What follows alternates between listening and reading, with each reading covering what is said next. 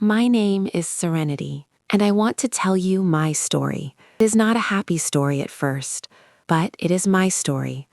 It matters to me, so I am going to tell it. I had a simple life, a quiet life, and I loved it very much. I lived in a small terraced house in a little town in the English countryside. My husband lived there too. His name was Lucas. I loved him more than anything in the world. He had a kind smile. His eyes were warm and honest. When he laughed, I felt safe. We met at sixth form college. He was clever and funny. He told me I was beautiful. No one had ever said that to me before. Not like that. Not the way he said it. We got married 2 years later. A small wedding. A village hall with fairy lights and homemade cake. It was a perfect day. I thought our life would be perfect forever. I had a sister. Her name was Valentina. She was my younger sister and my whole heart. We grew up together in a small market town in the Cotswolds, sharing a bedroom, sharing clothes, sharing every secret we had. She was not just my sister, she was my very best friend. When I was sad, she made me laugh. When she was scared, I held her hand. We promised each other we would always be there, always. I believed that with everything I had. After Lucas and I settled into our little house, Valentina moved to the same town. I was overjoyed. My husband and my sister in the same place. My whole world all in one spot. Valentina did not know many people yet. She came round to ours often, and I loved it. The three of us felt like a small, happy family. Friday night films, Sunday roasts, talking and laughing until it was far too late. Lucas helped Valentina with everything. He fixed her car. He helped her find a job. I thought he was just being kind. I was happy they got on so well. It made my life feel complete. But then, slowly, things began to change. It was so gradual that I did not notice it at first. Valentina started coming round when I was not home. She started bringing Lucas lunch at his office. Lucas began mentioning her name in nearly every conversation. Valentina said the funniest thing today. Valentina is so clever, isn't she? I would smile. But somewhere deep inside me, a small, cold feeling had quietly taken root. I told myself I was being silly. He loved me. Valentina was my sister. This was normal. Then one day, Lucas gave me a silver necklace for my birthday, a small heart pendant. I wore it every single day. It made me feel special. A week later, Valentina came round for dinner. She was wearing a new necklace, also silver, also a heart, but hers was larger, with a tiny diamond in the center. More beautiful than mine. That is a lovely necklace, Valentina, I said quietly. Oh, this?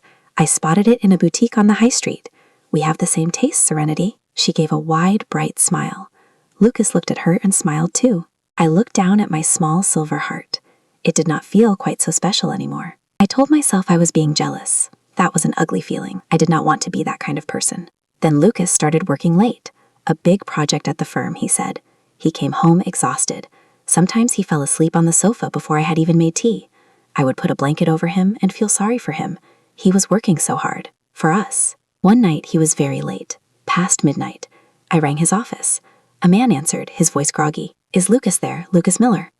No, love. Everyone left hours ago. The building is empty. My hands began to shake. An hour later, Lucas came home and tried to kiss me. I stepped back. Where have you been? I rang your office. They said you left hours ago. He did not look at me. I went for a drink with my manager. My phone died. He held up the black screen. I wanted to believe him. I needed to believe him. But something was wrong. He smelled of flowers, a soft, familiar perfume that was not mine. I knew that scent. I had known it my whole life. It was Valentina's perfume. You smell of flowers, I said. My manager is a woman, he said quickly. She wears perfume. Then he went into the bedroom and closed the door. I stood in the hallway for a very long time. The house was completely quiet. I had never felt so alone inside my own home. The following week, I asked Valentina for coffee, just the two of us, like old times. You and Lucas spend a lot of time together, I said carefully. She sipped her coffee without looking at me. Well, yes, he is like a brother, isn't he? I know, it's just, sometimes I feel a little left out. Oh, Serenity, do not be daft. You are his wife. You are the most important person in his life. I am just your little sister. She reached across and took my hand. We both love you so much. Do not ever think like that. She looked so honest, so caring. I felt ashamed of myself. I decided to trust them both, completely and without question. A month later, our 5th wedding anniversary was approaching. I booked a surprise weekend at a beautiful cottage in the Peak District, right on the edge of a lake. Long walks, a quiet pub dinner, just the two of us. I was so excited. On Thursday evening, I told him, "I cannot go," he said before I had even finished. "Big project, deadline. I have to work all weekend. I am so sorry." He hugged me. I stood in his arms and felt absolutely nothing, just hollow. I canceled the cottage. The next day, I left work early. My phone rang. It was Kate. "Serenity, are you all right?" "Just tired. Lucas has to work all weekend. The trip is canceled." A pause. "He is working. Are you sure?" Her voice had gone strange. "Yes, why?" "I'm in Bakewell today, the little town near your cottage. I think I just saw Lucas. He was with a woman going into that restaurant by the river. They were laughing. They were holding hands." My blood ran cold. "What did she look like?" Kate was quiet for a moment. "Long blonde hair, red dress. Serenity, I am so sorry. I think it was Valentina." The phone slipped from my hand. My husband, my sister, holding hands, in the town near the cottage I had booked for us. It was not a work project. It was a lie. All of it was a lie. I do not know how I drove home. When I got there, the house was empty. Of course it was. I walked through every room. The living room with our wedding photos on the wall, the kitchen where the three of us had laughed together so many times. Every corner held a memory, and every memory now felt like a wound. I got back in the car and drove to my parents' house in Worcestershire, 2 hours away. I did not ring ahead. I just drove. I cried the entire way. I cried for my broken heart. I cried for the sister I thought I had, and the husband I thought I knew. My mother opened the door and pulled me straight inside without a word. I stayed for 2 days. I did not answer my phone. On Sunday evening, I knew I had to go back. I had to face them. I had to hear the truth out loud. Lucas was on the sofa when I walked in, unshaven, red-eyed, like he had not slept in days. "I know, Lucas," I said before he could speak. "I know about you and Valentina. My friend saw you in Bakewell holding her hand. How long?" He stared at the floor. "A few months," he whispered. "A few months. The late nights. The perfume. The necklace. It had all been real. I was not going mad." "Get out," I said. "Serenity, please. We can work through this. I made a terrible mistake." "This was not a mistake. A mistake is forgetting to buy milk. This was a choice. You chose to lie to me. You chose her. So go to her. Get out." He packed a bag. At the door, he stopped and turned back. "I am so sorry, Serenity." Then he was gone. The next morning, Valentina came. I opened the door before she could knock. "Why?" It was the only word I could say. "Why, Valentina? You are my sister, my best friend. I loved you. I trusted you with everything." "I know," she whispered. "I never wanted to hurt you." "You never wanted to hurt me? You were with my husband for months?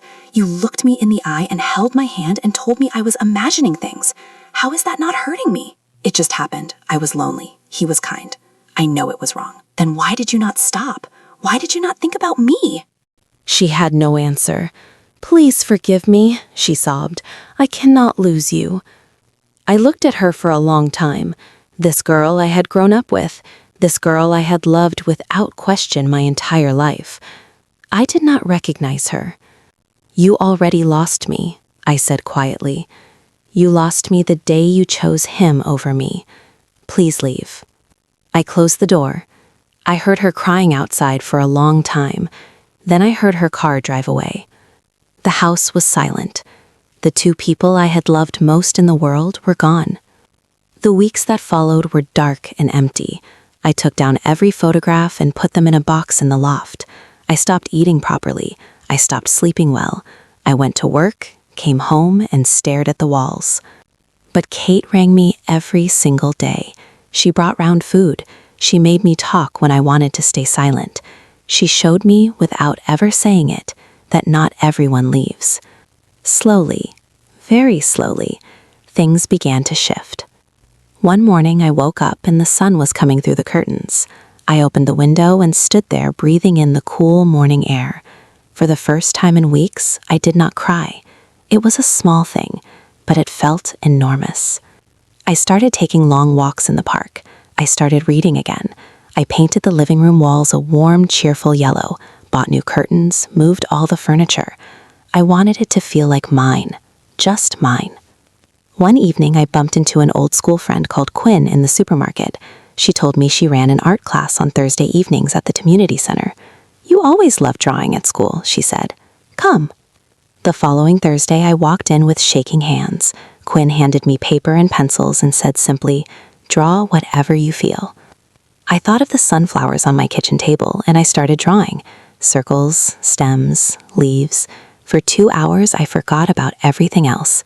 When class ended, Quinn looked at my drawing and smiled. "You have not lost it at all," she said. I took it home and put it on the fridge. Every time I looked at it, I felt proud. I had made something good. A few months later, I was walking home from art class when I saw them, Lucas and Valentina, coming toward me on the pavement. My heart lurched. Every part of me wanted to cross the road and disappear. I kept walking. We stopped on the pavement. 3 people who used to be a family, standing awkwardly under a street lamp. "Hello, Serenity," Lucas said quietly.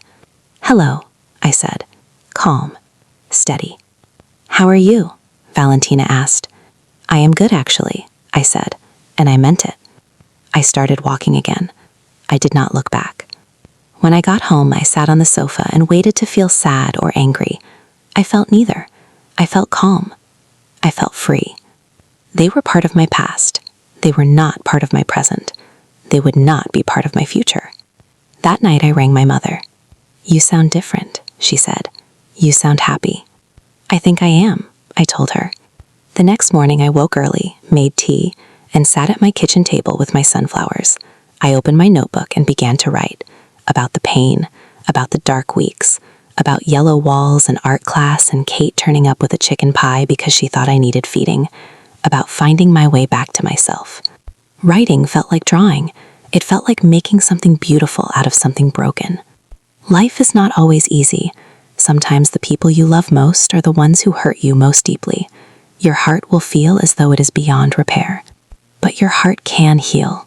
You can heal. It takes time. It takes small steps.